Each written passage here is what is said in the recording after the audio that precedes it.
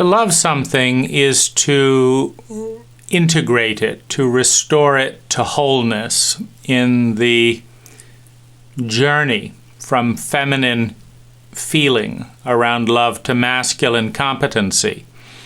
And in this part of the journey, we're looking at loving enough to care about you. Is there an adult present,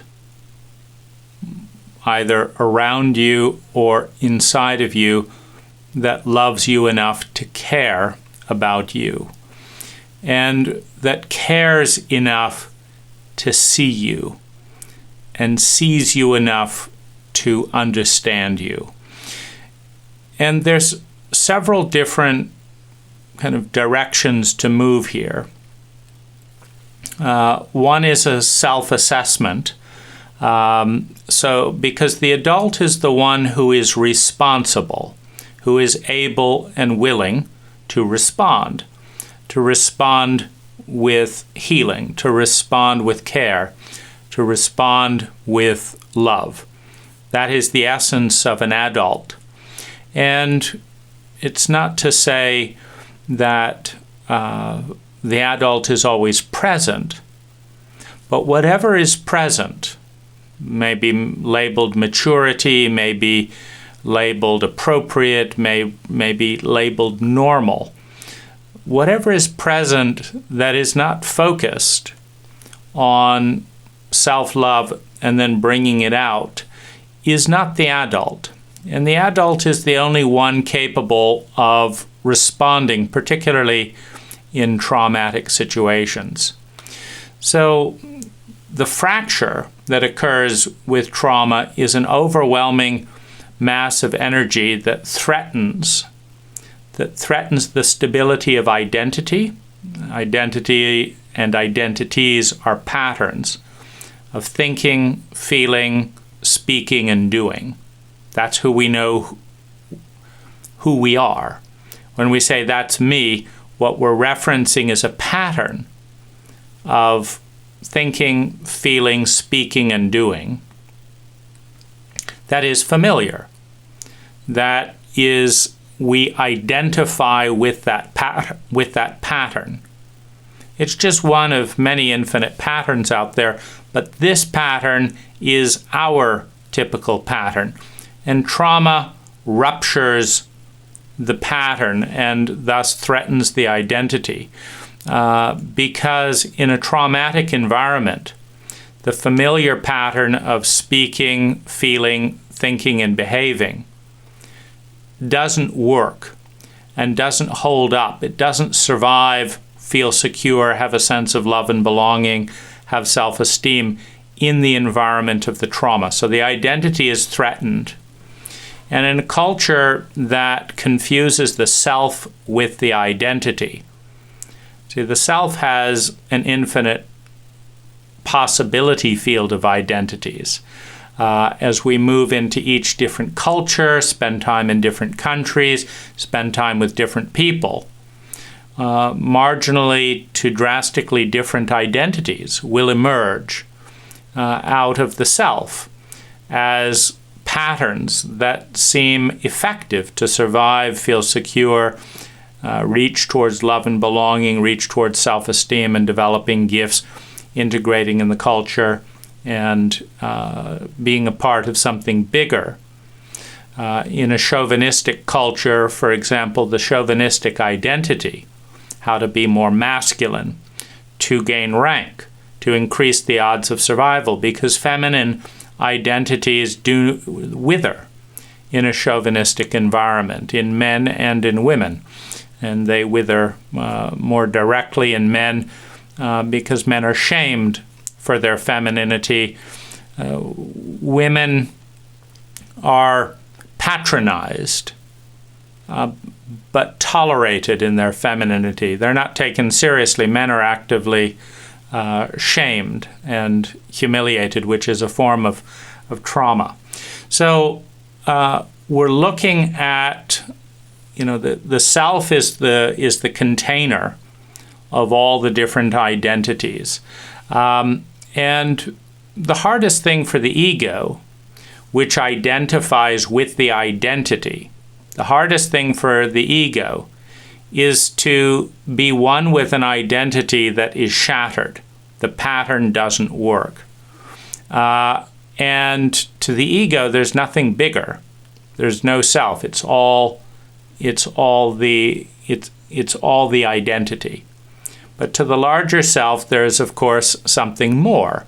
And when an identity shatters because it cannot survive the particular environment that it encounters, there is room for a new identity, for a new sense, a new pattern for the ego to hold on to. But what we're looking at is an assessment. So part of the reason understanding identities is important is one of the severe dynamics of abuse and trauma is when there's no room for the self to enter with honor in any identity. And so you have the birth identity, the authentic feelings and biology of the child. But in a culture that is insensitive and intolerant to children, that identity doesn't survive. Then you have the reactive identity of the child that screams and tantrums about the neglect to the authentic identity. And in an abuse culture, that identity doesn't survive. And often what is developed in response to two failed identities is what's in trauma referred to the fawn protocol. As an infant, as a child, you cannot outmaneuver giants, the giants that are your caregivers / abusers. They're 5 times bigger than you. They're 5 times heavier than you. They have the legal authority. They've got the money. They've got the physical coordination, the body. They can kill you if you want, or if they want. And so you might try fight and then that's crushed. You try flight, but you can't get away. You try freeze and there's no tolerance for that freeze. There's a violation of that boundary of prodding, wake up, move, etc. And then you have fawn. And fawn is the pleaser. It's, okay, I can't survive as who I am. What do I have to do to please the giants, the abusers, so that they will let me live, so that I will survive, etc. So there's a pleasing identity, and this is often putting on the brainwashing mantle of the cult. It's often the child as well. The child is the one who is sympathetic to the environment. So in the maturation process, you have sympathy, openness to all that is. That's the infancy stage where you'll learn any language, you'll learn mannerisms, you'll learn the dynamic in the cult between masculine and masculine and feminine energy. In a chauvinistic cult, that is, you learn to abuse your feminine side with your masculine side. As an internalization of watching the masculine side abuse the feminine side in the culture, and in highly abusive cultures, watching the men abuse the women and the children, or anyone that's vulnerable. So you have these, and the child is a yes, is a sympathy. I will become what the environment is. The adolescent is antipathy. You have the rebellion. I need to break free. And then the adult is the synthesis, the one that can see the problems with total acceptance of the status quo, the one that realizes in time that rejecting all structure, all power, all authority, all language, that every sense of order, there's a problem with that. And so the adult building on the rebellion, the antipathy. You have sympathy, antipathy, and then synthesis that brings it together and says, I'll take this bit, I like that bit, I'll take that bit, I like that bit. I'm going to combine them differently so as to what? Create a new identity that can survive, that is secure, that has a sense of love and belonging, that has a sense of self-esteem, that has unique gifts, can bring value to the culture and the environment around, creating abundance, creating wealth, a wealth of new resources, new technology. And then finally you have transcendence.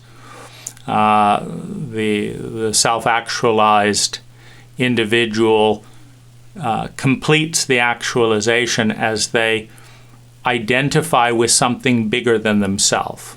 Could be ecology, etc. And so in trauma, one or more of your primary identities is shaken. So in a capitalist cult, a big source of identity is money. So in a capitalist cult where money is more valuable than human beings, if you have money, you are valuable because you are connected to the money that is valuable. And so you are more valuable if you have more money. And so if your entire value and sense of survival, security, love and belonging, etc., is built on this platform of money, and you lose all your money, you've lost that identity.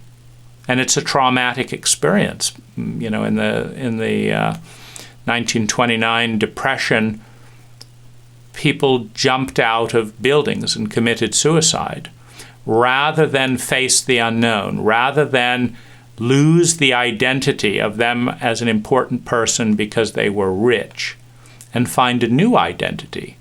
Because that's the kind of dying and birth process of the self, that whenever an identity dies, a new identity takes its place, a new pattern, which in an evolutionary program is more sophisticated. It's more complex. It's more successful than the old identity. In very unhealthy cultures, though, it is the most complex and sophisticated identities that are targeted for assassination. When Maoist China, kind of with the Red Army, wanted the Chinese Communist Revolution, they executed the scholars. That's an identity of one that knows various aspects of philosophy and mathematics, etc. So what they did was they killed off the most sophisticated and complex identities and made room for the fight, flight, freeze, fawn identity of the traumatic mind with very little technology. And technology and competency were viewed as a threat to, quote, the common worker. And so, China descended into trauma, into poverty, into ignorance, into the reptilian brain, where it was unsafe to grow, where it was unsafe to become complex. And this is a very deep wound when it happens on an individual level, because in the same way that intellectuals in Maoist China were considered to be the primary threat to the dogma of communism, and so had to be killed, the intelligence in a young child is often the primary threat to the abusive parent. Because if they have a dumb child who makes mistakes and is scared and doesn't stick up for themselves, the abuser has full reign. But if they have an intelligent child, or a child with a sense of ethics, or a child with an awareness of the parent's cruelty and stupidity, well, that's a threat to the abusive parent identity. And what often happens in the traumatic loop is a child is induced into helplessness, rage, violation, and extraordinary levels of pain. The innocence of the child is violated. It's an identity. The identity is overwhelmed and flooded with energy. And the ego of the child cannot survive the onslaught of hostility by the giants around them. So in key traumatic moments of abuse, the ego of the victim transposes itself and identifies instead with the abuser, because the abuser has an identity that is stable. So if you're a helpless child and have been beaten into dissociation and shame and have no hope of recovery because for whatever reason the abuser in the parent is threatened by that innocence, by that femininity, by that consciousness, then you can identify with the part of yourself that is the helpless recipient with no hope of relief in the coming years. You're 5 years old. You'll be at least 15 before you can run away from home. And so you've got 10 years of terror and trauma and helplessness and grief. It's too much for the ego to be the one who is helpless, the one who is unnecessarily hurt, who is hated. And so the ego lets go of the identity of the victim as my identity and takes on the identity of the perpetrator. I am the one who will grow up to scare and terrify other people. I am the one who will survive. The abuser survives in that encounter. The innocence of the child dies. The abuser survives. I will become the one who can pick on the little ones. I will become the violator. And suddenly the ego of the child stops feeling helpless terror and starts feeling the power of the abuser. And this is the process where the infection of violation and abuse moves from one generation to the next, as maybe the child is 8 years old and they've already decided, I'm never going to be the victim again. I am going to learn the art of thinking, feeling, speaking, and acting like my abuser, and that it will be a stable identity.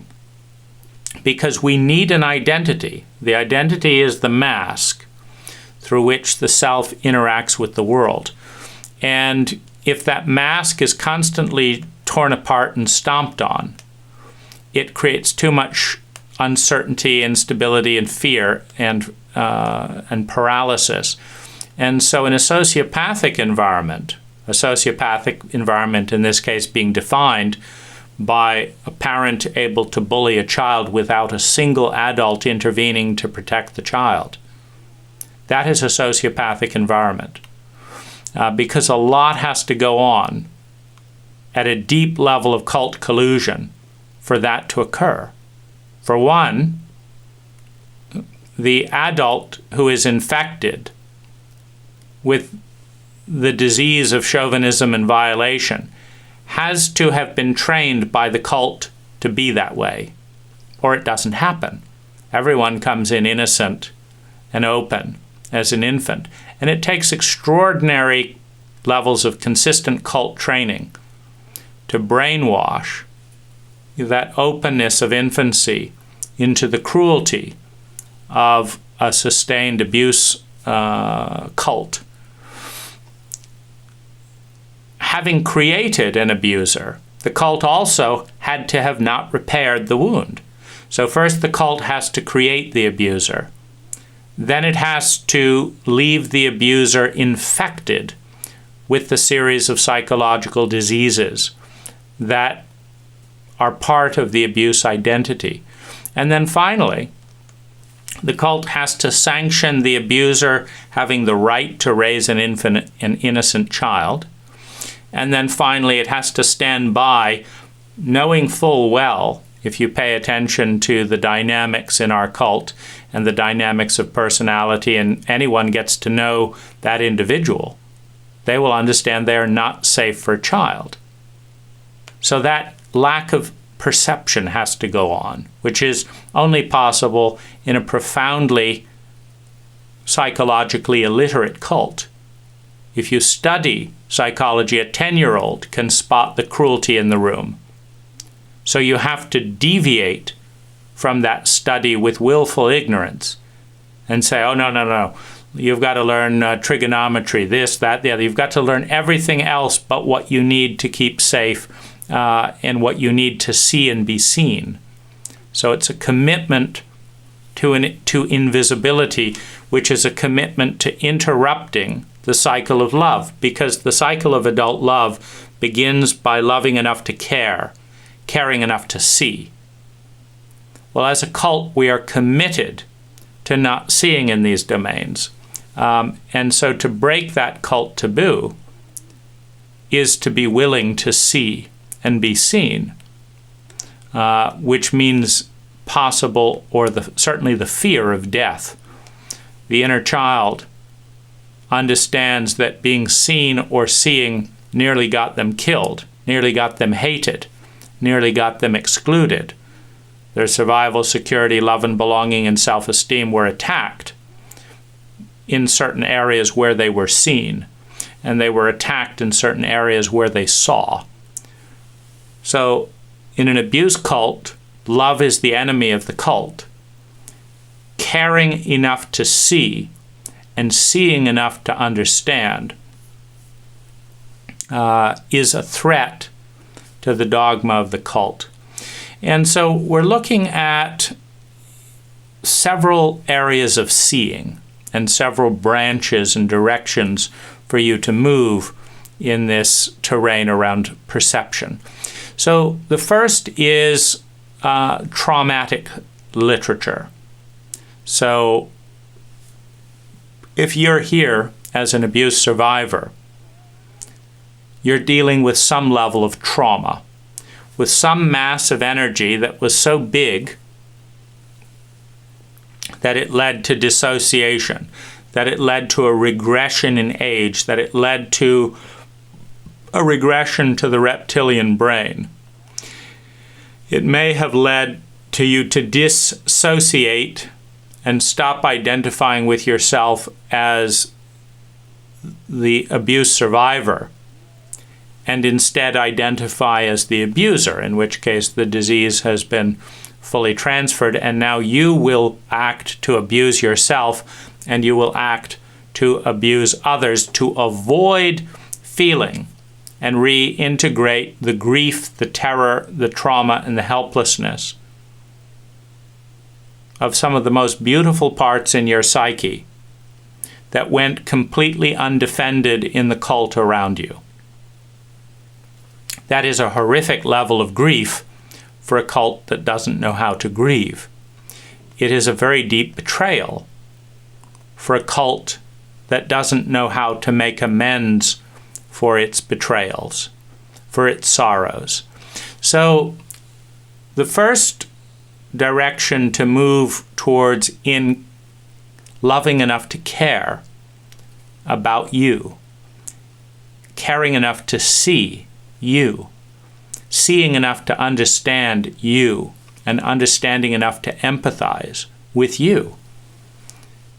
Understanding that in a cult such as ours, you may be the only physical person in your circle who is beginning to learn how to love you.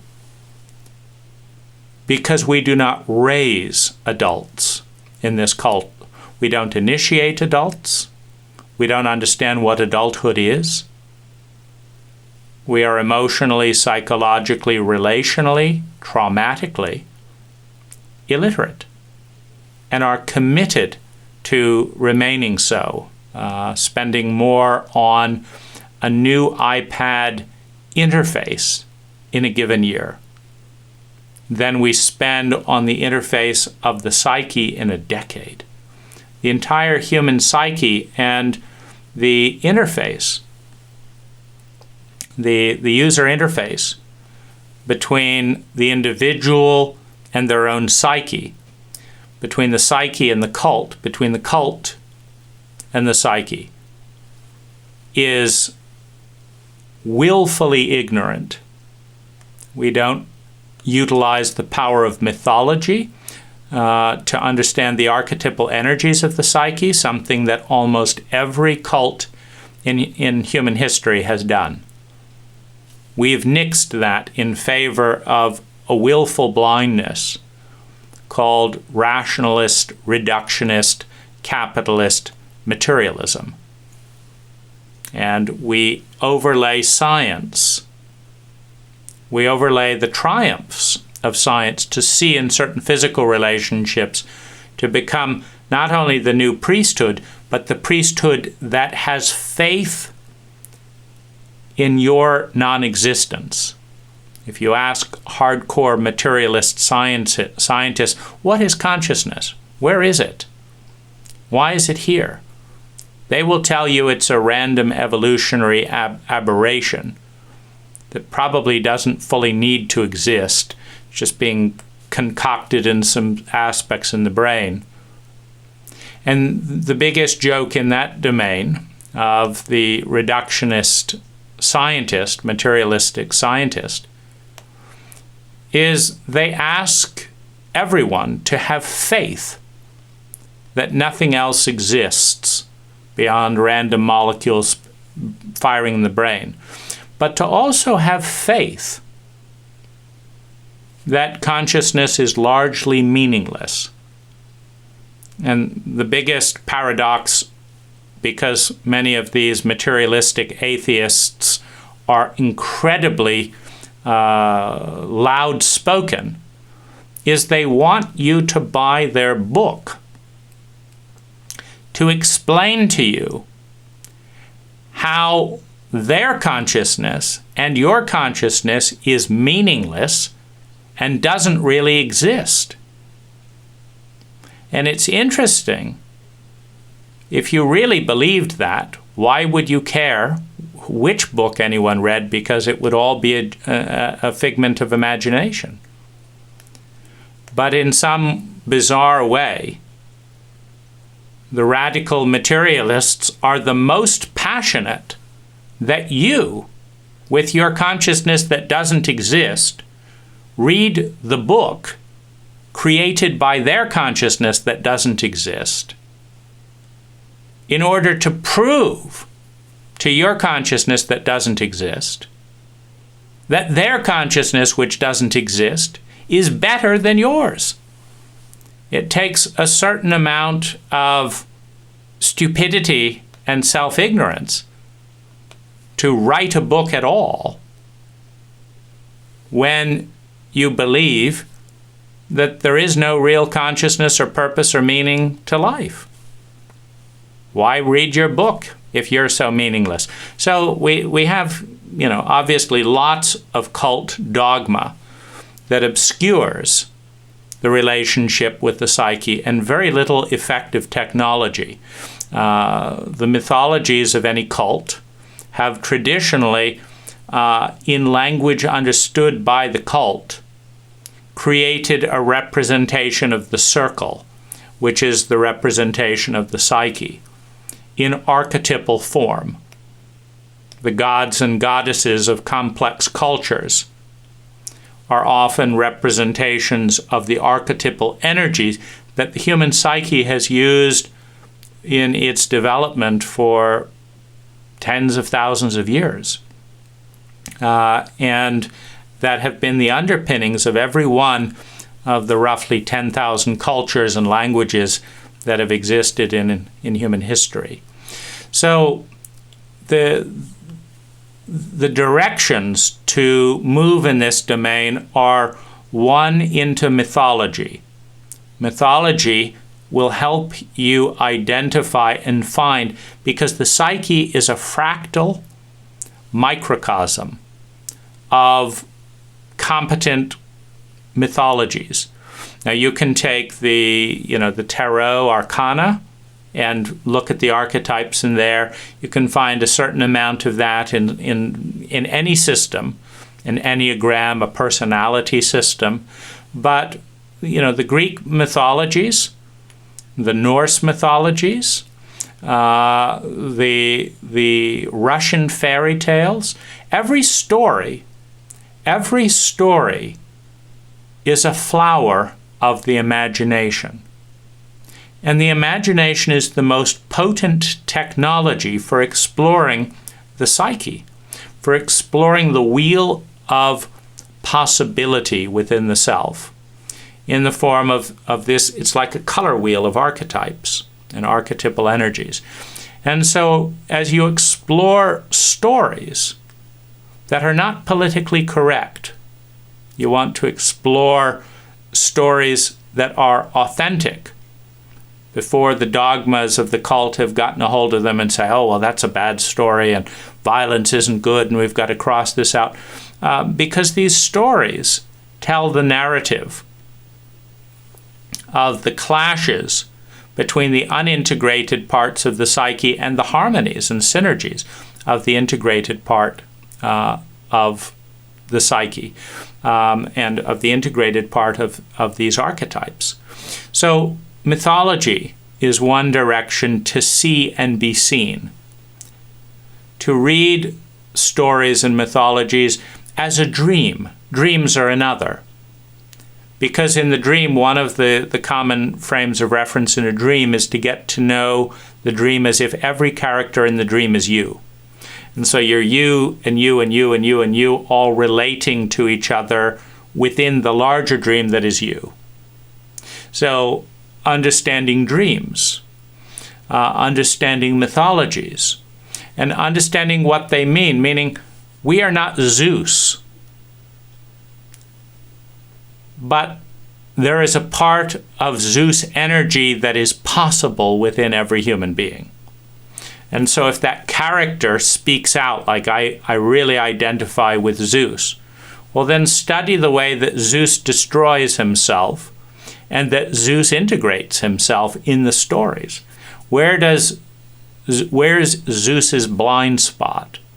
What does Zeus persist in doing to undermine his stated ambition? Because one of the things that we see in the conversation of the psyche, and particularly at a cult level, the left hand destroys everything that the right hand tries to desperately create. So we see this in self-sabotage. The one hand says, I want to be rich, I want to do this, I want to be liked, I want to be part of the cult.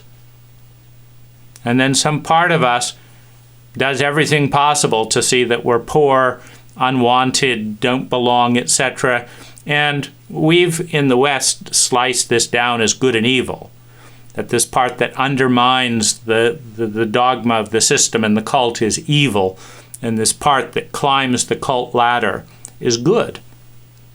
But in more complex mythologies, in China, in Buddhism, with kind of the yin and yang energy, and more complex mythology, it's more of a dance between the part of us that is creating structure and system that destroy us, because no system within the human mind is fully effective. It's not it's not complex enough to achieve full grace. And then there's the part of us that's constantly challenging the inevitable imperfections of the system, trying to tear it down because it's too imprisoning. And so there's a challenge between these two forces. Can they form an alliance to create a better system, and yet a better system, so that as you rebel and pull away from a system, you don't do it irresponsibly, but replace it with something better.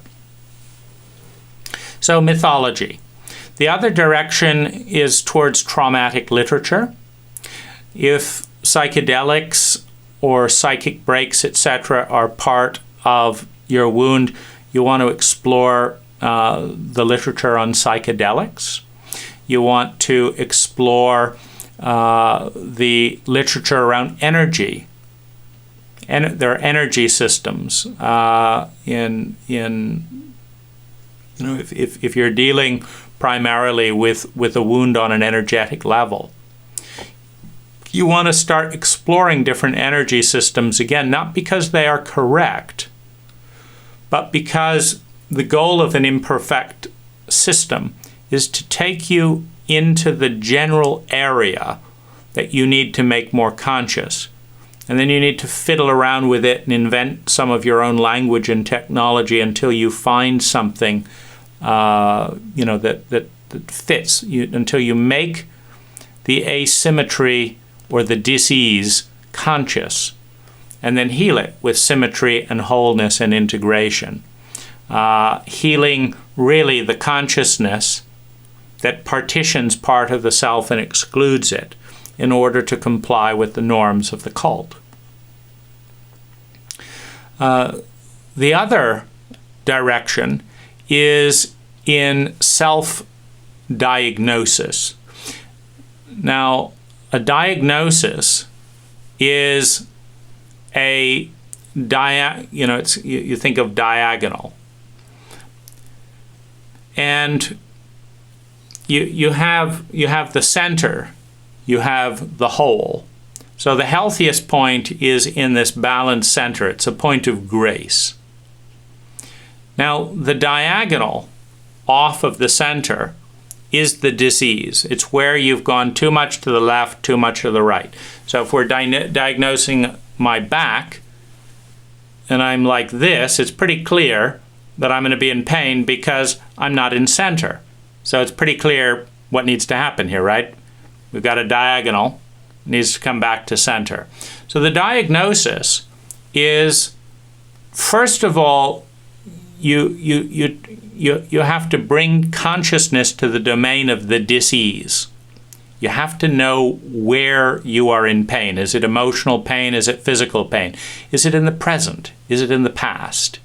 Is it about this person or a whole pattern? Is it about your culture? Is it this?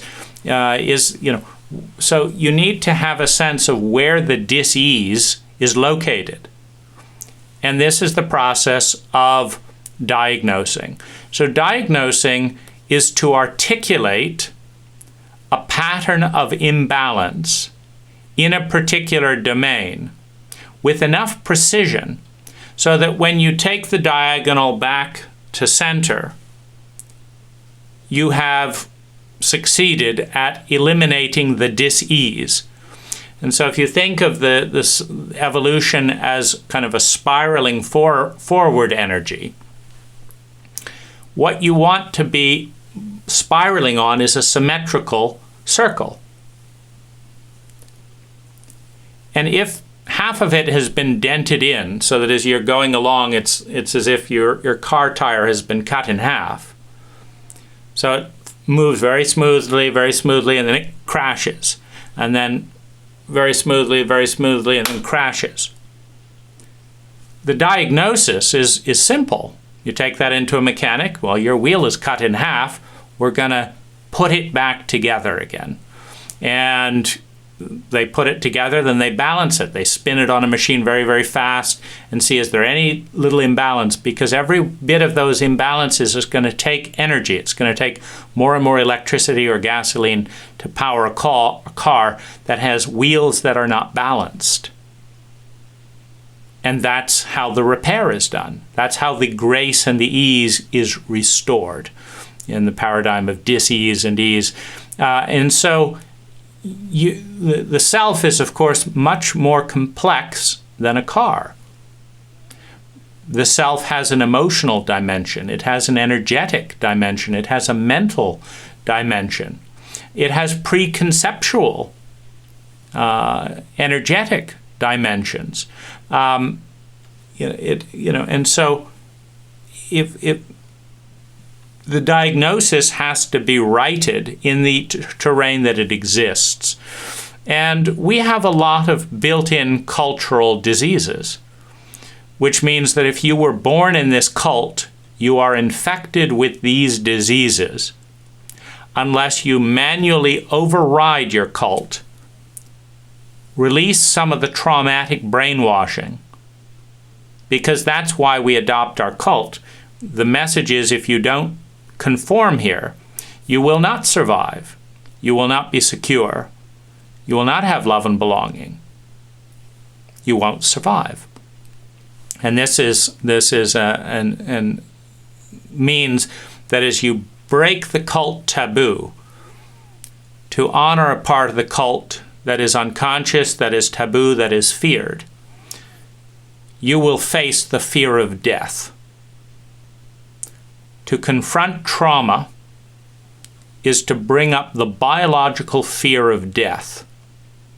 And it's very important to understand, as that fear reverberates through the body, is that fear of death in the present?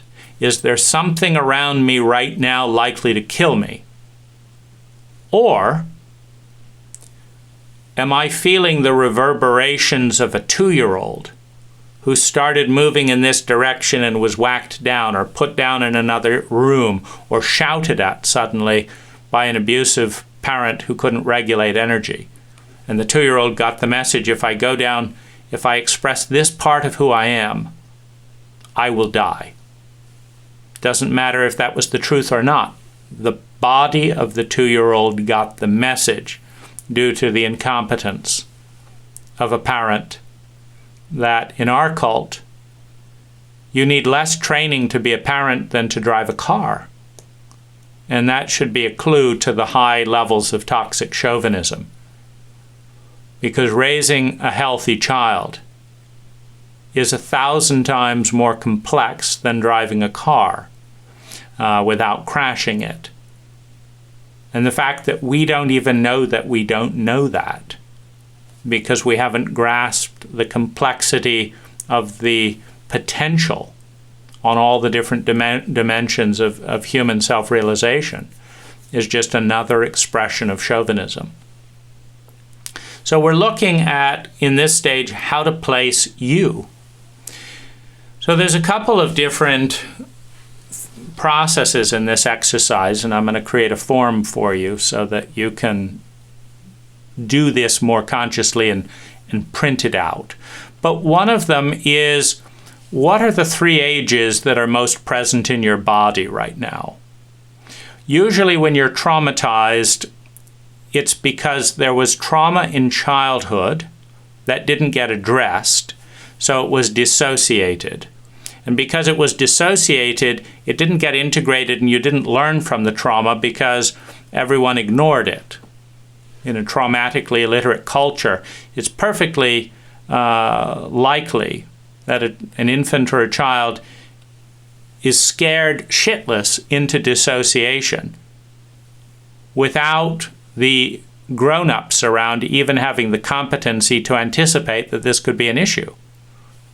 And so it's glossed over as the child starts to communicate the symptoms without the language. And the parent tells them, no, a good child is silent here, stops crying. So the only choice is to partition and dissociate and pretend that the grown-up actually knows what they're doing as they move on, leaving wreckage in their wake biologically and emotionally. So you need to know what's your number 1 age? Because if that trauma didn't get repaired, it's likely to be at the age of some of the original trauma. Now this is very, very important, because how you respond to a 5-year-old, in you or in another, this is also if you're doing traumatic repair to another human being, one of your first things needs to be to understand the emotional age of the person you're dealing with. You do not rationalize with a 5-year-old, inside or out. And it does not matter what the biological age is. You're dealing with the psychological age. You don't argue or rationalize with a 5-year-old. You comfort the 5-year-old until it is willing to release the consciousness to an older age.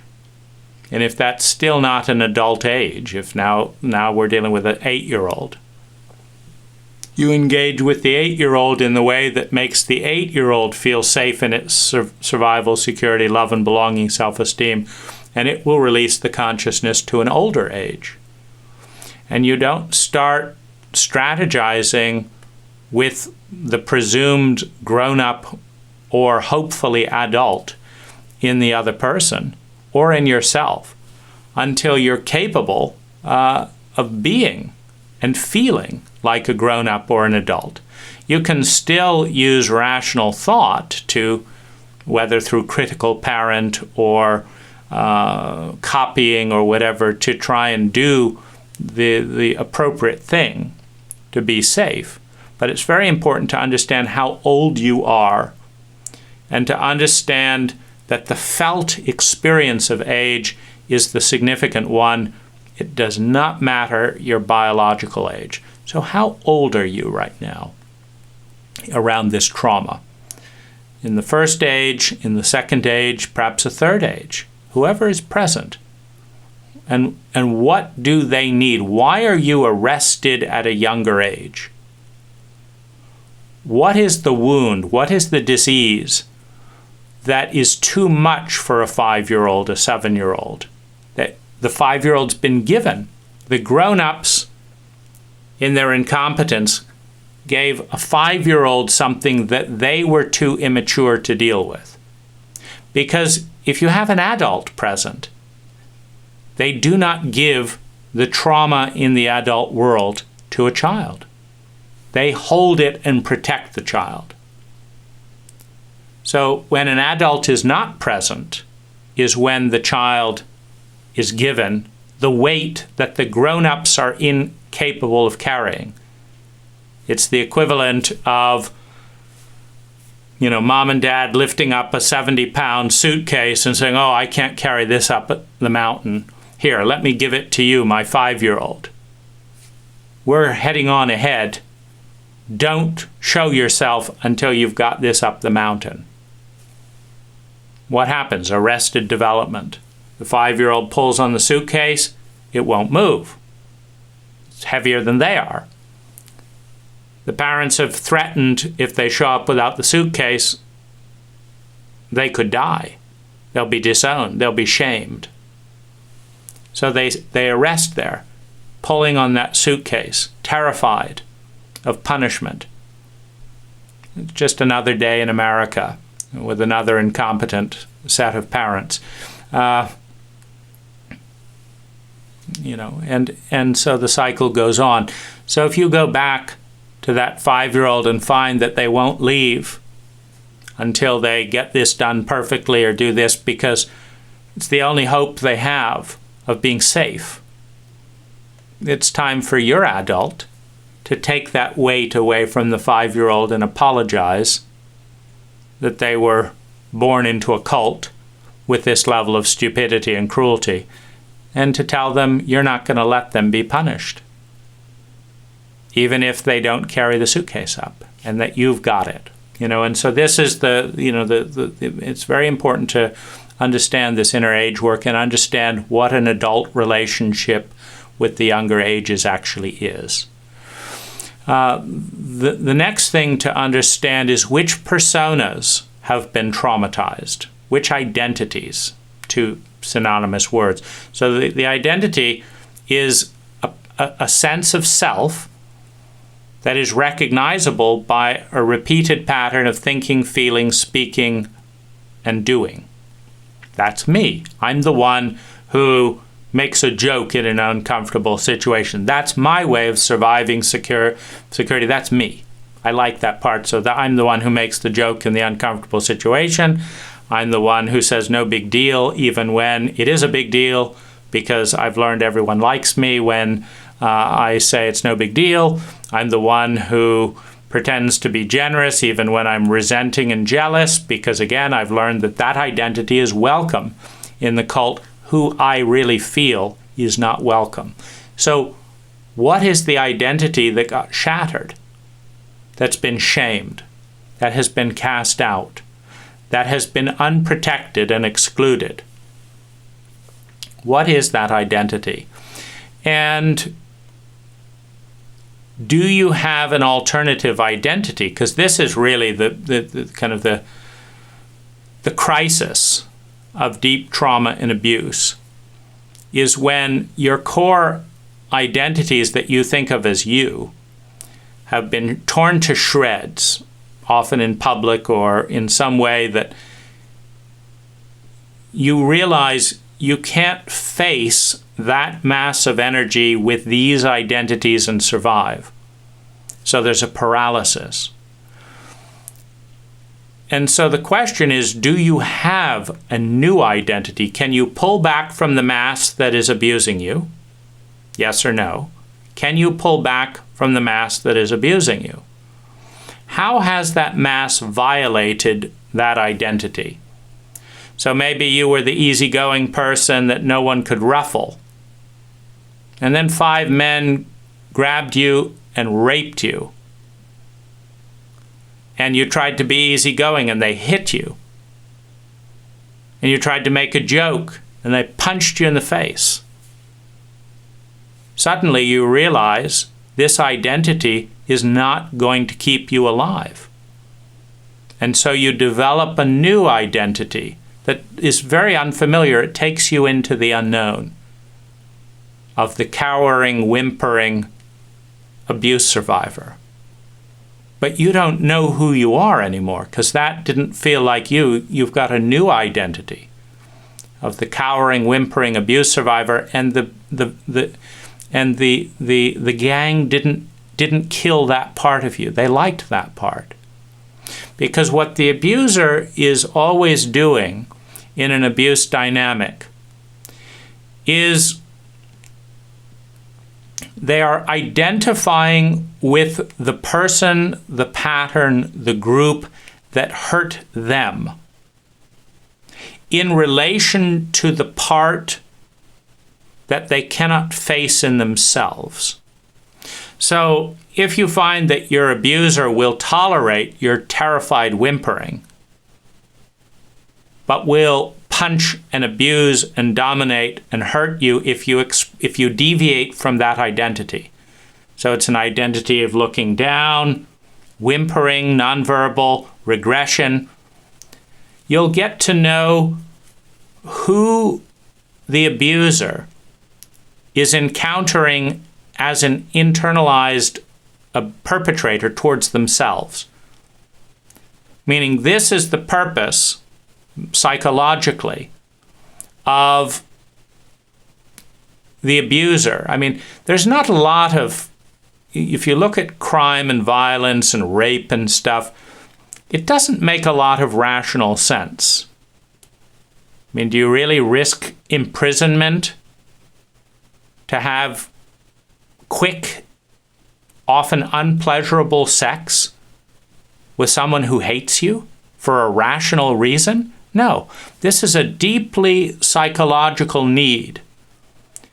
And the need is that as the victim that has been unsupported by their cult, trauma, illiteracy, etc., as the victim gravitationally pulls towards the part of them that is helpless and terrified from the early abuse, they get more and more panicked because they remember that they don't know what they're doing, that that part didn't survive, and that no one comes to their aid, and they look around them at the chauvinism in the cult, and they realize, far from understanding, empathizing, and loving them in this place, their buddies are going to tease them and humiliate them for going into this helplessness, and will probably disown them, a different trauma.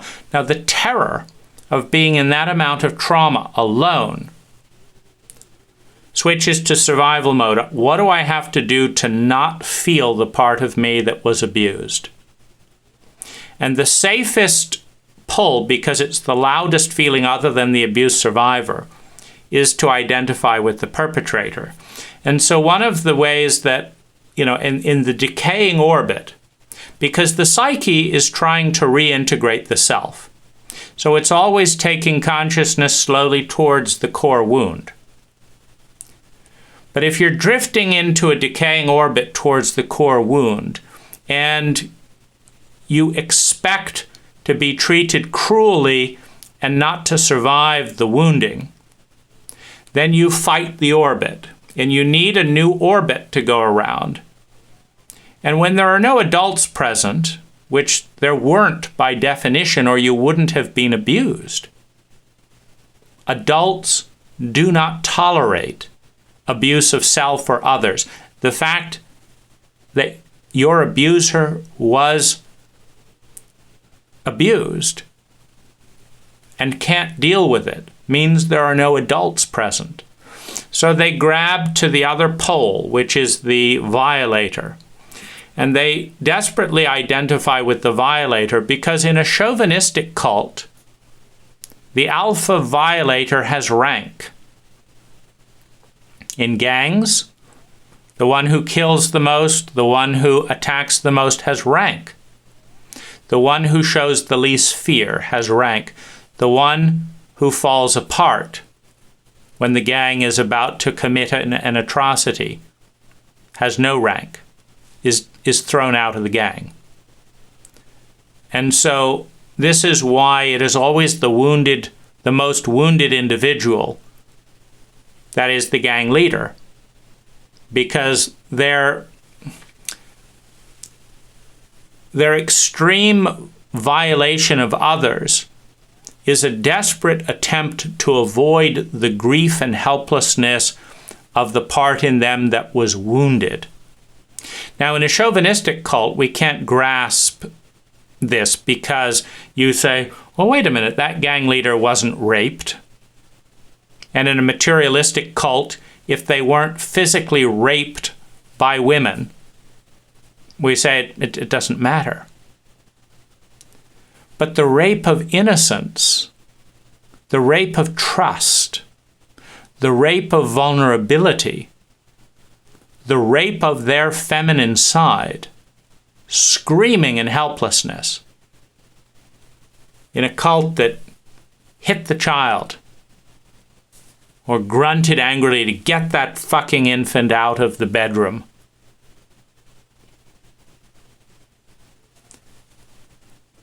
That rape, that wound, which we lack the cultural ability to comprehend from the experience of an infant, 2 years old, next to giants, 10 times their size.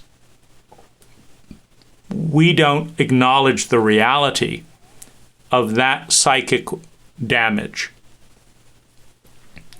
And of the 2-year-old that is arrested in terror, feeling like expressing their needs, being who they are, having feelings, will get them killed, humiliated, hated, shocked, traumatized, and left in terror.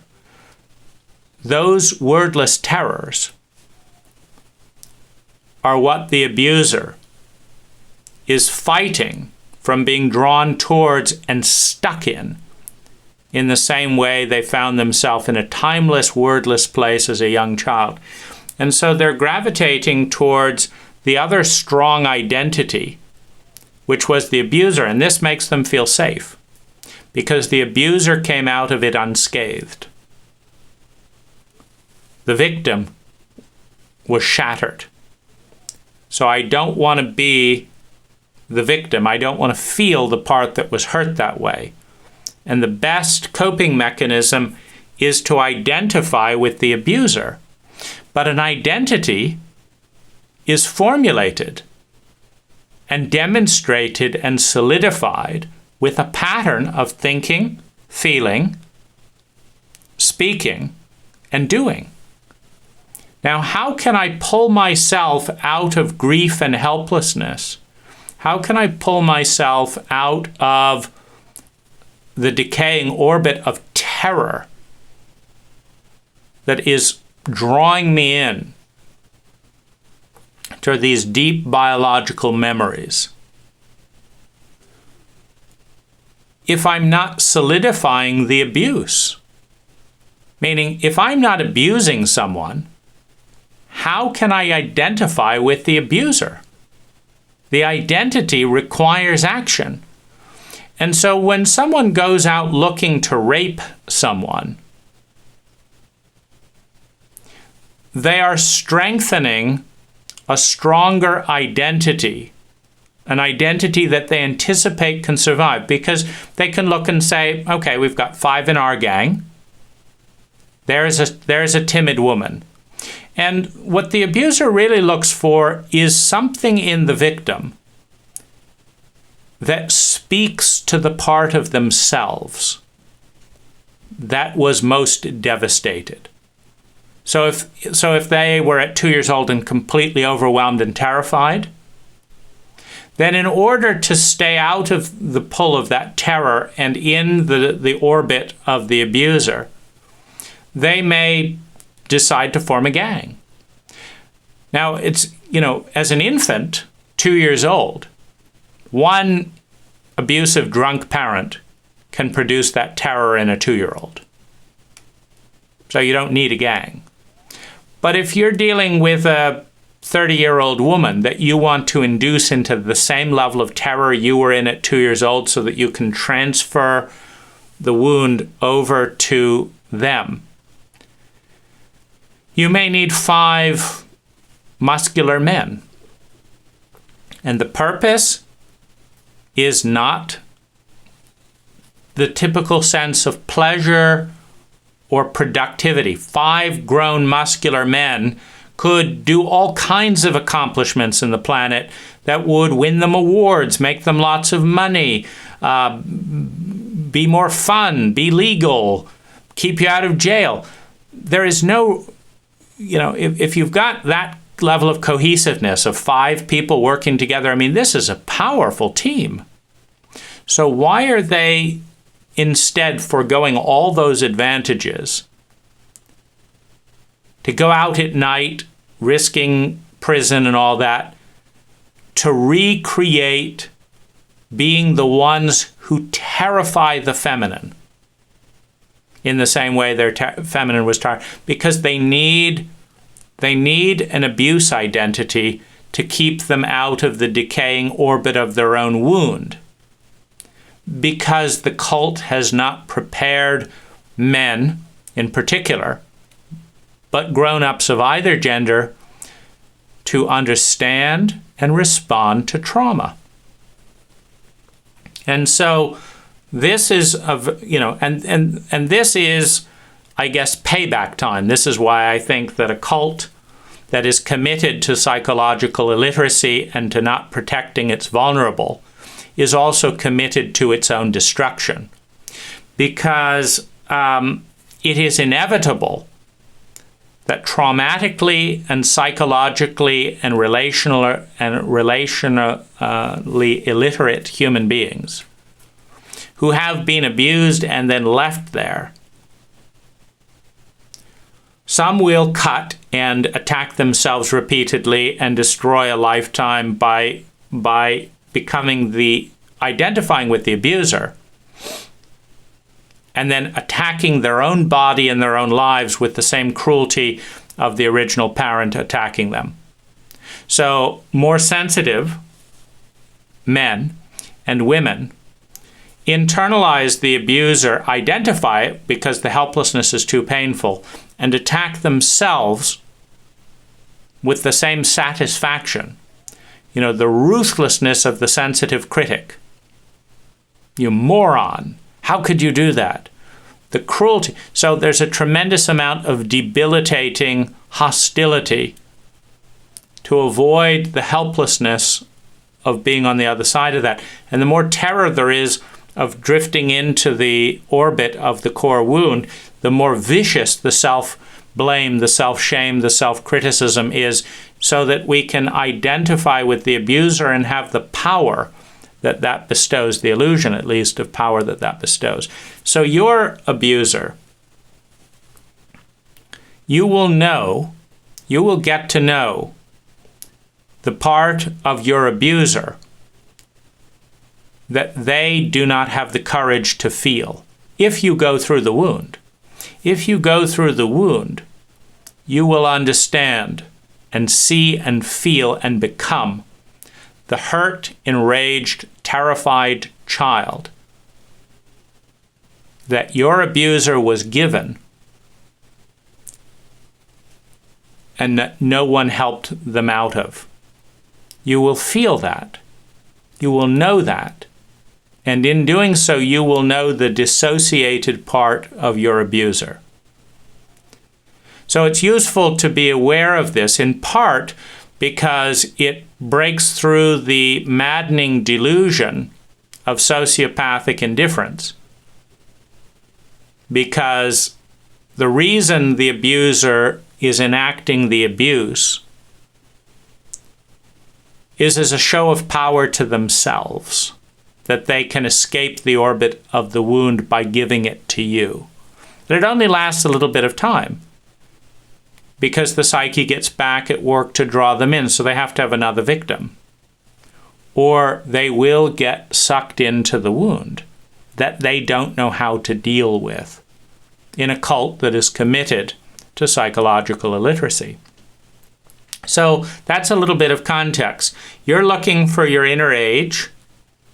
You may want to map out and notice, particularly if you know your abuser fairly well, you can notice the other people they abuse in their life and why and how they do it, because it's not usually a personal pattern.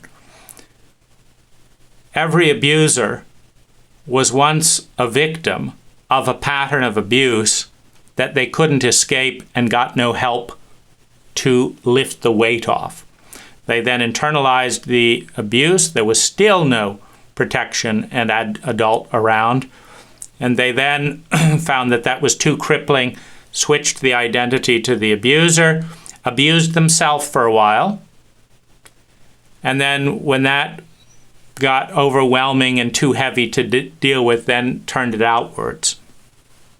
And so you will get to know and see firsthand, because you were selected by the abuser, not randomly, but because you had some characteristic of similarity.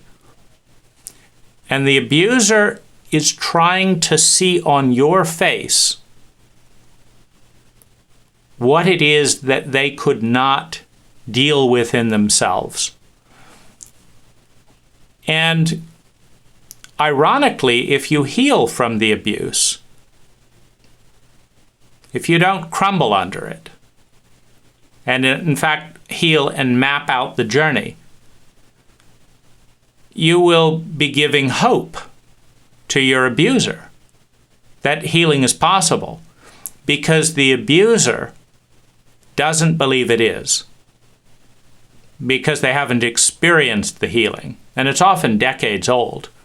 Most psychopathic abusers in a sociopathic state have tried just about everything possible to not go into that feeling, and the only way they know how not to be left and stuck and alone and shamed in that horrible place of cult taboo, banishment, and chauvinism is to do it to someone else and then have some distance from it.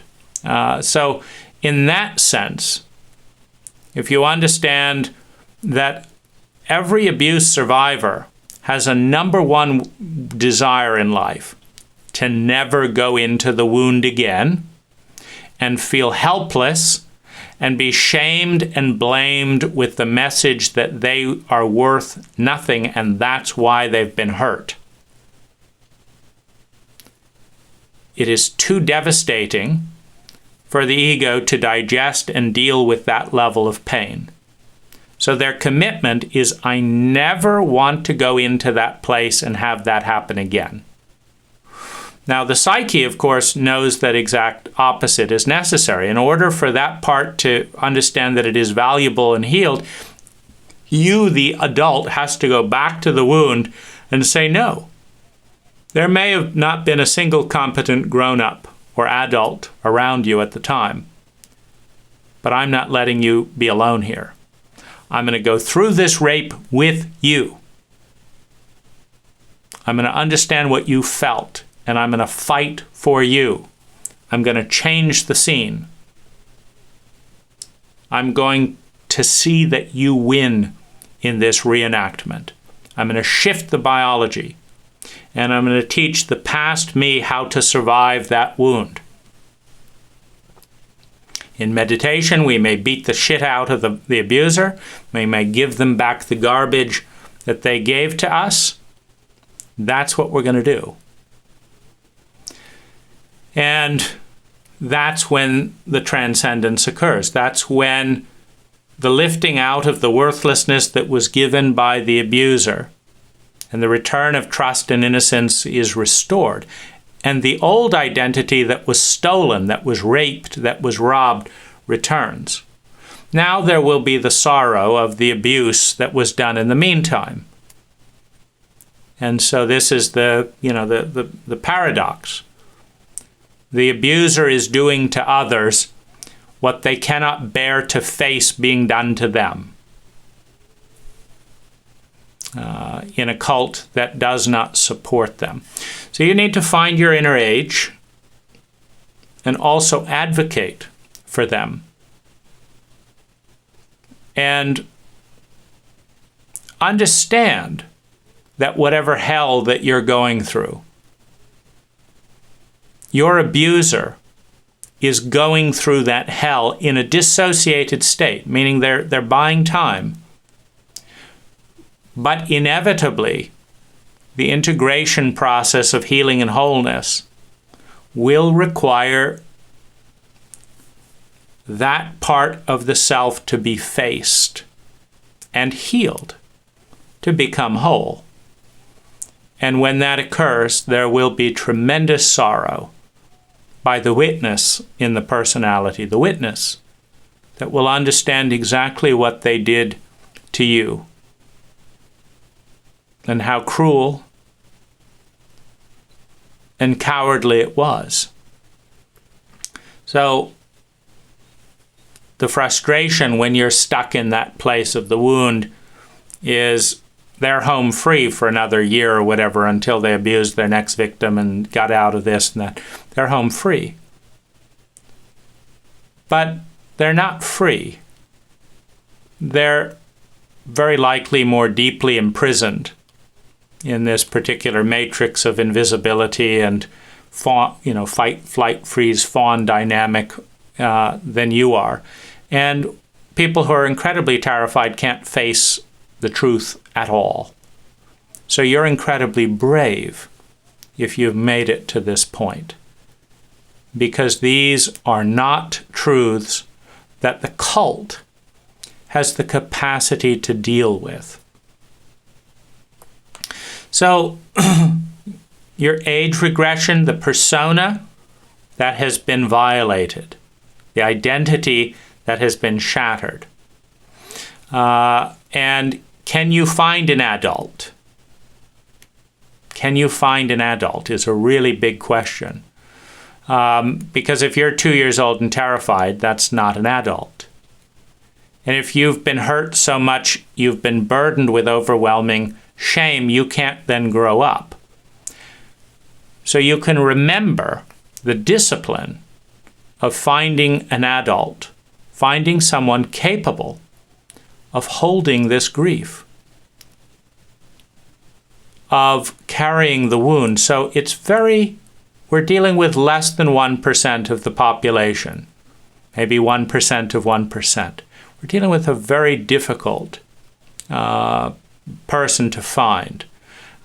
Because what will happen in almost any person, because we have so much regressed, unresolved trauma in our culture, in several generations building up, is there is a state in which you can go that no therapist wants to go with you because they've got their own shit they haven't sorted out, because their therapist didn't want to go there either. So you have intergenerational denial and the passion with which psychologists and psychiatrists prescribe medication to manage their own anxiety.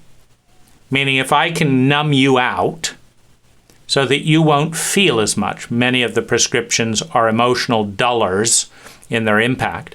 If I can make you not feel so much, then I won't feel so much and I won't be so uncomfortable. And we can both tell the lie that I'm doing this for you, when you really need an adult capable of screaming, raging, and weeping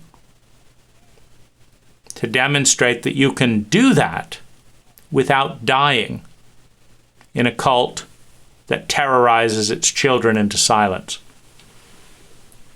The other thing to take stock of at this stage is your human needs. Do you have survival covered? Are you surviving? Do you know where shelter, food, medicine, money is coming from? Do you have survival covered? Are you secure? One of the problems with trauma-shattering identities is it's not always clear that we can work, because work is an identity, and the work identity may be shattered. Because work sometimes requires a game face, and if we're in too much pain and shock, we can't create the game face that the cult demands. It's another area of chauvinism. We don't want to see who you really are, because we don't want to respond to where you're really at, because we're not adults and we don't know how to love where you're at. So we're going to dictate a narrow band of low emotional professionalism. Leave your feelings at the door. Leave your personal life outside the office. So we're going to define professionalism as being inauthentic. And in doing so, cover the fact that we don't know how to respond and treat you as a human being. So we're going to punish you for revealing your humanity. And when you're traumatized in grief, you can't pull off the lies that are demanded by the contract of professionalism, which is, in some forms, an abuse contract. So then you've got security issues, because if you can't pull off the lie that is demanded of you, and they can't love the you that you are, and rather than face their inadequacy and apologize, they get rid of you or won't pay you, well, that's just another expression of chauvinism and abuse, and ignorance and stupidity. But nonetheless, your security may be in jeopardy. Or if your friends know how to love and welcome the funny, witty one in you, but the funny, witty one was dead, has died, has been buried under a 6-ton dump of rubble. That's died. It's nowhere to be found. And there's a shocked, dazed part that no one knows how to love. So they all abandon you. They say, oh, you must need some space. They don't ask. We're a traumatically illiterate cult. They don't say, oh, I think you're suffering from trauma. Let's get you this book. Let me carry you home. Let me drive you. That's human. That's humane. That's empathic. It's not ignorant and sociopathic, and so it doesn't happen a lot of the time. And so love and belonging goes out. You lose connection because of the new identity that is not welcome in a cult that doesn't know how to recognize the symptoms of abuse and advocate for the person when they need it the most.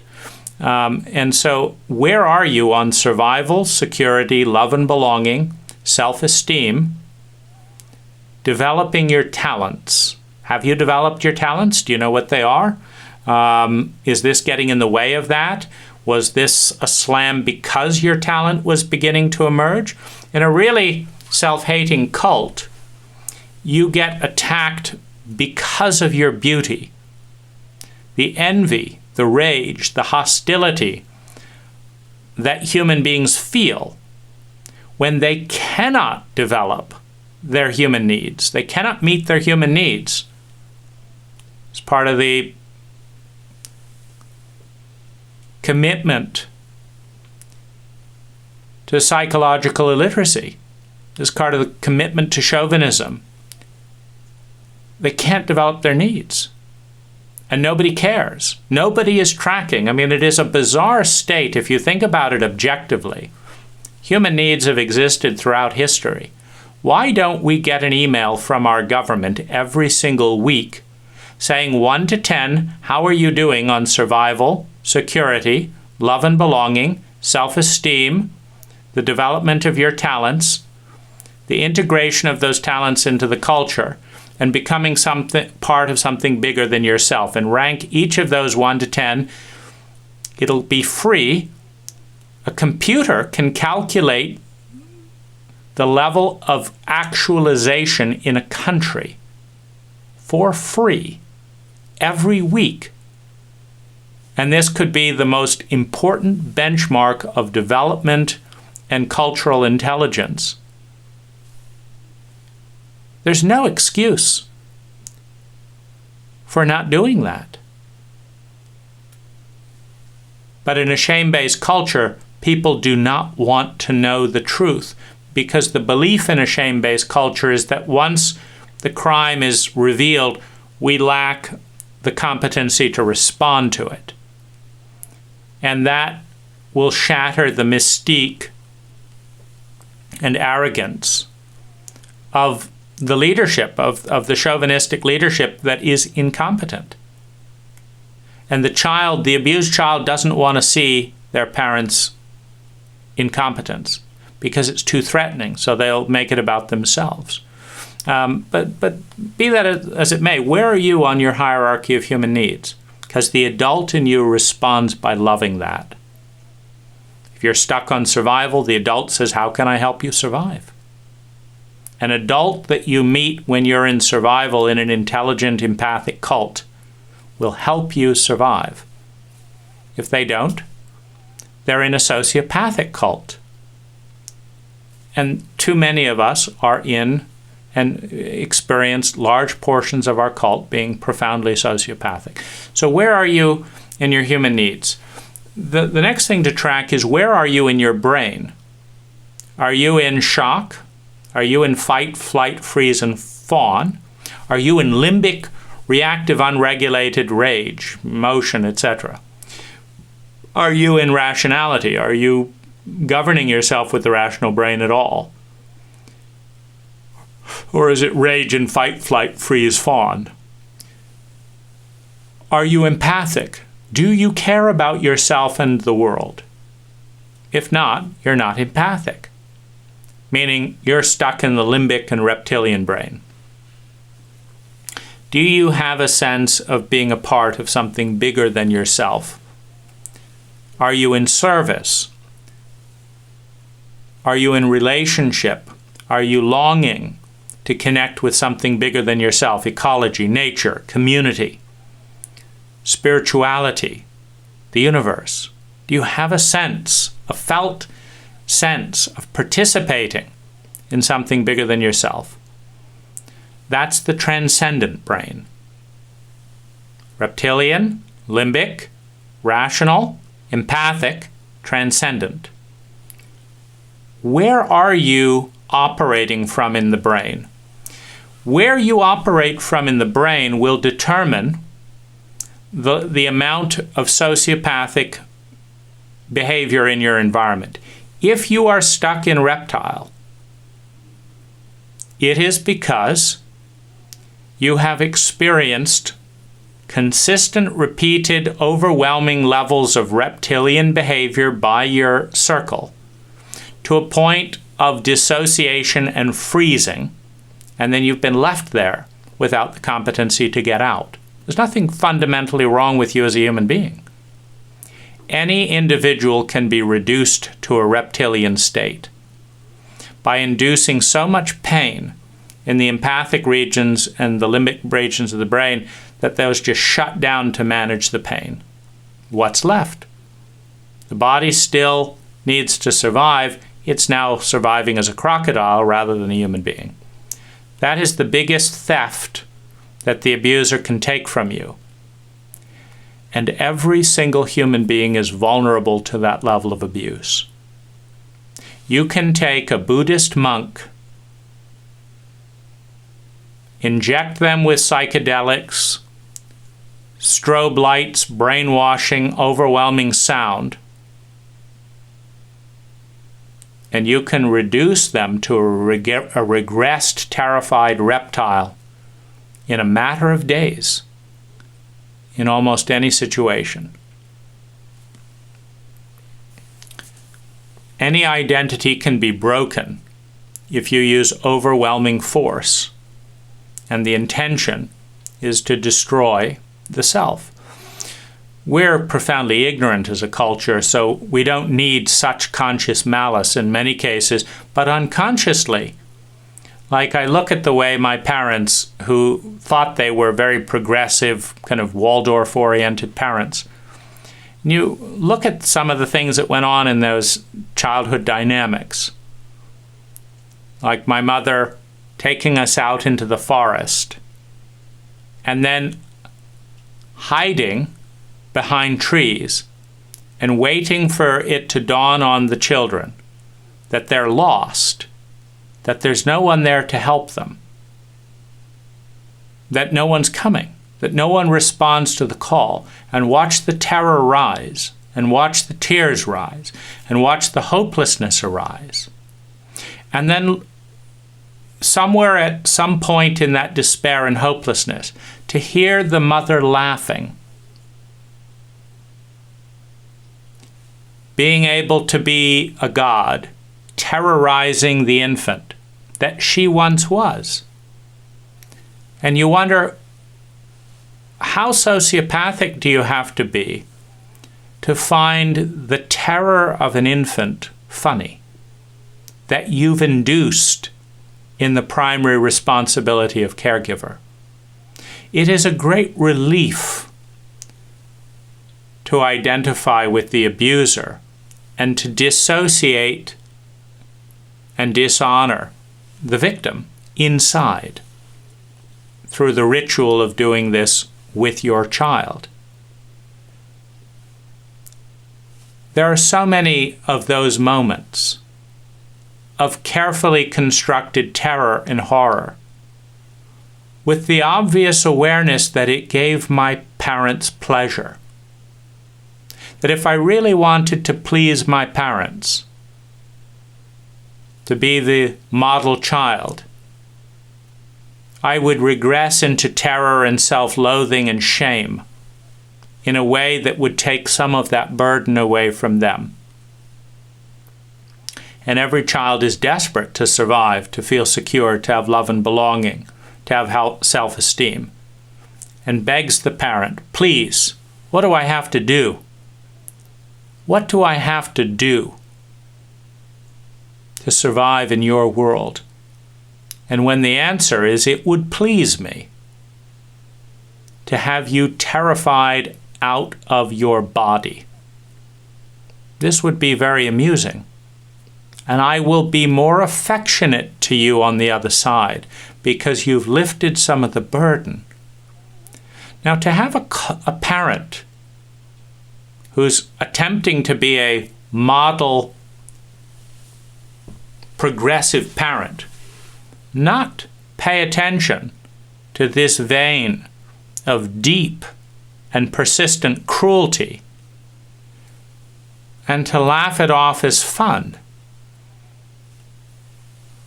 is how the terror gets laid in, even in these kind of new age, interesting environments of schizophrenia. On the one hand, we're going to work really hard to get you a tutor and do this and this and this. On the other hand, we're going to shame you, terrify you, abandon you, and then humiliate you by conjuring up powerless situations at your expense and using our power to witness your grief, your loneliness, and then pretend it's no big deal. This dark side is the infected wound that is inevitable and normal in a psychologically illiterate cult. And so you also need to track where on that continuum are you. What feelings can't you feel in your body, in your mind? What is the energy that you dump? For example, when I get scared, I'm hypercritical of my crew.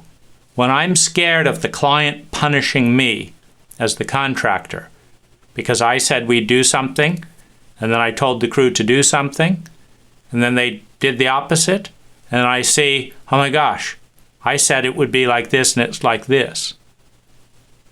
And then the crew starts arguing with me and telling them that they had a better plan, and, I do my best to make the crew feel the terrified small child that I feel, waiting to be hit, so that they won't put me in that situation again, and so that I'm not alone in that terror.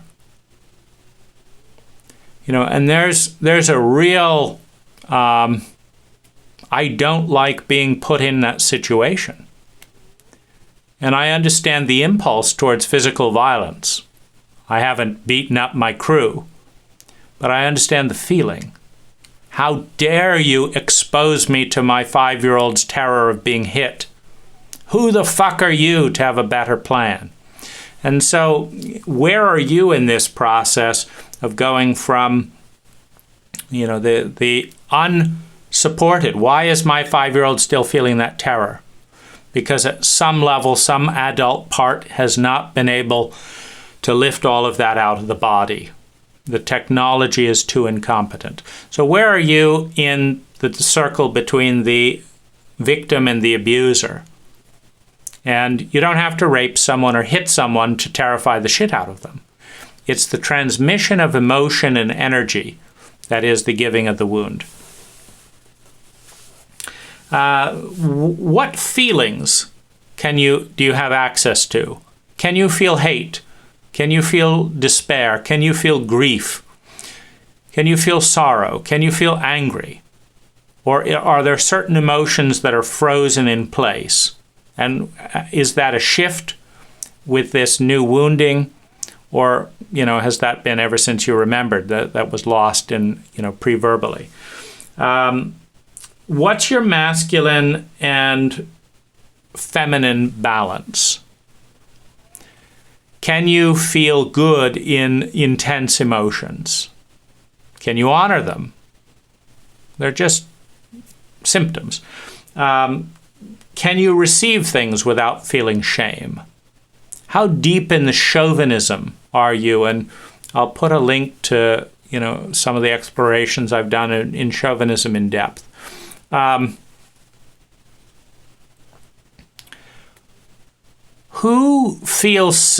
is the identity that feels safe? One of the reasons that abuse is so damaging is that, for example, being deeply vulnerable and hurt and not being helped is often so terrifying for people that they become highly critical and filled with rage. And they're not afraid of their rage and criticism because that scares other people. But they're afraid of needing help and being abandoned. It's too vulnerable, so they go into the raging and criticism. So what identities have expanded? What patterns of responses have expanded? And which ones were lost? How compulsive are you? How compulsive are you? How much do you feel like your empathy and your rationalism and your self-love is governing your behavior? And how much is like, I can't hear that, I can't do that, I can't stop eating, I can't do this. How compulsive is this? Because your ranking 1 to 10 in compulsion will tell you where you are in the traumatic, in the traumatic level. Because you can't deal with trauma alone. And so you've got to compulsively avoid it until you get help. There needs to be a witness, an adult, a spiritual force, a healing, taking in the power from the trees, whatever it is, you need help with it. You cannot do it as an isolated ego because the trauma has flooded the ego and is bigger than the ego. So you need help. Are you stuck in your body and you can't think? Are you stuck in your head and you can't feel anything? Where is your balance of heart, mind, and body? What's your masculine and feminine balance? What are the identities that have expanded, and how do those identities help you survive, feel secure, etc., etc.? What's your sense of emotional range? Are you totally reactive, unconscious, or are you proactive? So these are a few of the things to track. And then to understand the intensity of the abuse or the energy that's hit you, you've got the core pattern of worthlessness or violation or you don't matter, some message that is delivered within the abuse. And it's the message that does the harm. Sure, being raped does harm. But the message that you're not safe and can be used at any time and that no one cares about your feelings because you're worthless, that's the killer. That's the killer message. So what is the message that you got, and at what intensity was it delivered? So if 5 people ganged up on you and they haven't been caught, for example, and so they're a risk, you've got a 500% higher impact than if just one person is doing this. If your community won't stand up for you, for example, when the children abused by the Catholic Church tried to talk about the 5% of Catholic priests pedophilically abusing the children, the parents were angry at the child because the parents were afraid of the church. They weren't afraid of their children. The church was angry at the children, not the priests. And everyone protected the most powerful entity, the Catholic Church, a $1 billion organization, pretending to hold the weight of God behind them. Everyone's siding with them. Who's protecting the innocent child? This is what happens when an abuse dynamic. Nobody wants to feel the helplessness of being outnumbered, so they identify with the abuser in any situation where the abuser is the authority. You know, if you as a child go to a neighbor and complain about your fucked up parents, often the neighbor will stand up for the parents and say, you shouldn't talk to about your parents that way. Why? That neighbor long ago learned that their own victim couldn't survive the abuse and it was too painful and no one came to their rescue. Then they learned that the way to feel powerful was to identify with the abuser. So now they've got a victim in their presence. They're going to identify with the parent and shame the child and let the child know that they are alone because the neighbor is too cowardly to advocate for the child. And then we call that good manners. Don't talk about your parents like that. It's not good manners. I'm very well mannered, which is why I won't let you talk about your parents that way, to cover up the fact that my parents abused me and no one stood up for me, so it was too painful to connect with. So now I'm siding with the abuser, so at least I win. If you can't beat them, join them, is the sociopath's game. It's not the rationalist game. The rationalist says joining the gang is not the solution.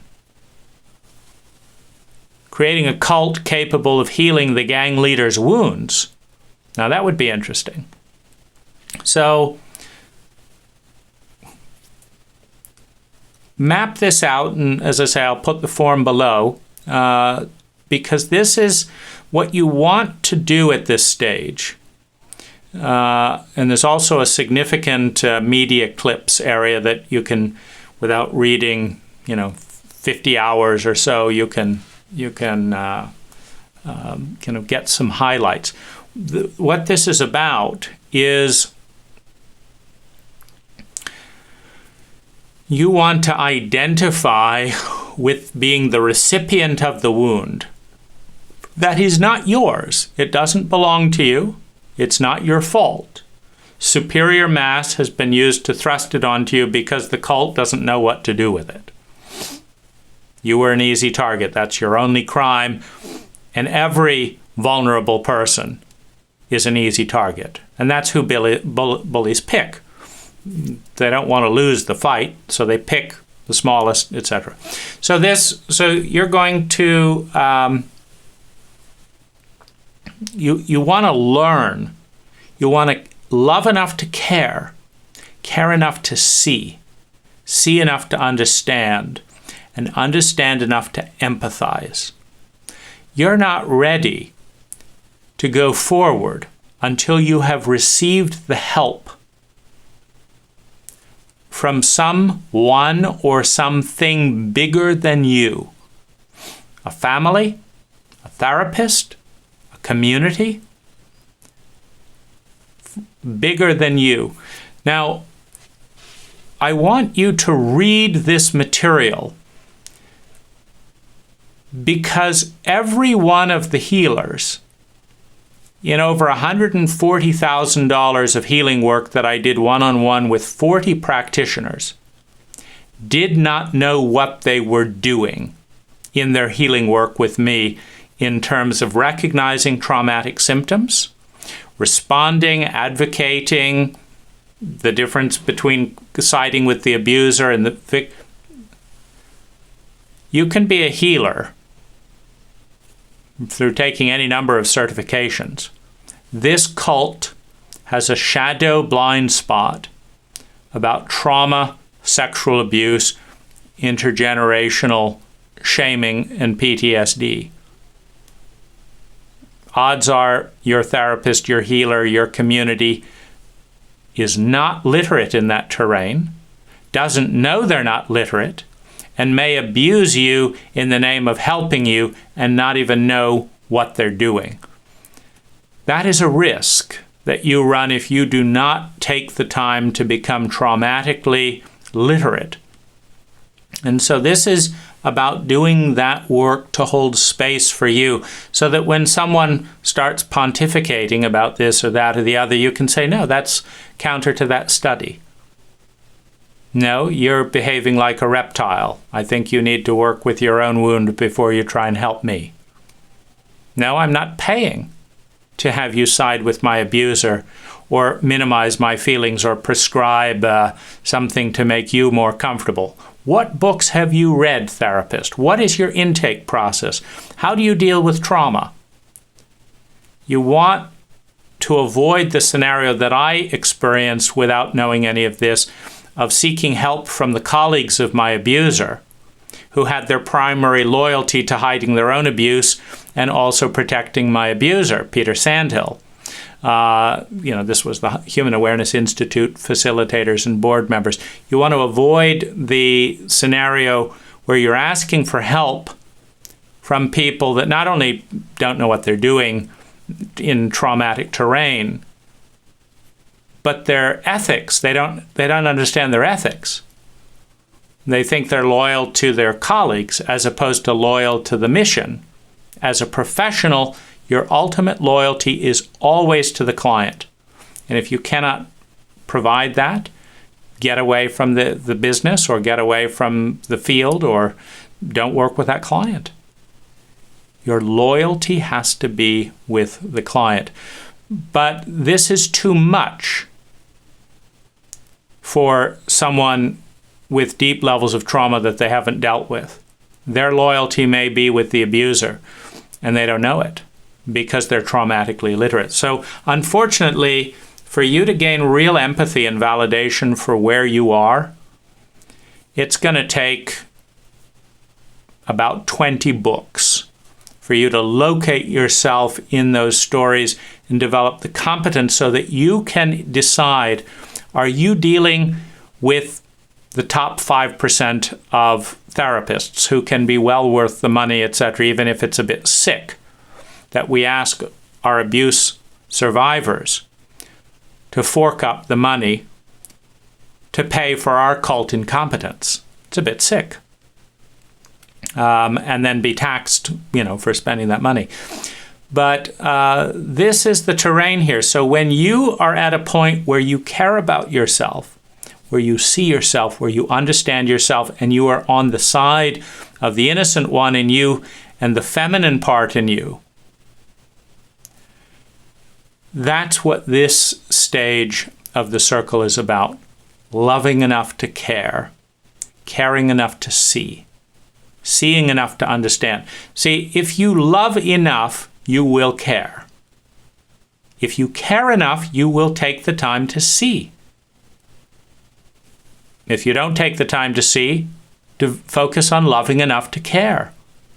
This is the very difficult thing to jumpstart if no one has cared about you enough to see you. And many of us, I would say with great confidence that there are less than 3 people in my entire life that really took the time to see and move that seeing to understanding.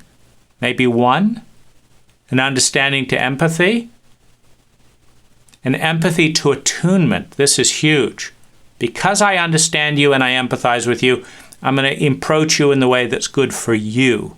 And I'm going to do that with consciousness, intention, and skill, not just you should like this and whether you like it or not, that's what I'm going to do. It's very, very, very rare. So good luck in this journey of seeing.